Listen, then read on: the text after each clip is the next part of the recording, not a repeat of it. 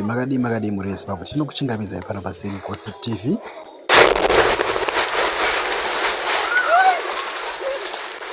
Chiitiko chakaitika kuedza kwaNyamidzi Majoko village, chiitiko chinotyisa zvikurusa. Kuri kukorokozwa uku pana madzimai ane makebhini avo, vanhu vakaenda kunoita mabhizinesi ikoko, kunotengesa zvimwe zvinhu zvese zvavanenge vachitengesa ikoko.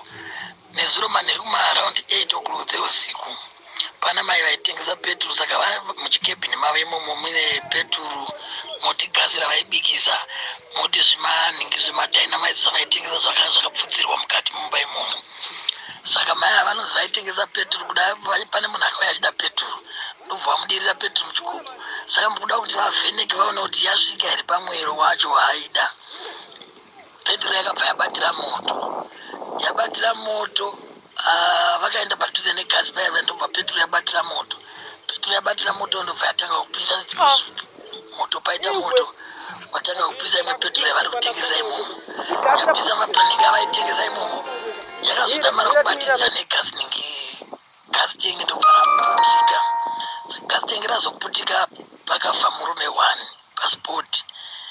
Mumwe mukadzi anonzi akabvarurwa matumbu kubuda nepadumbu apa, saka akatakurwa achifema nevamwe vanhu, vakatakurwa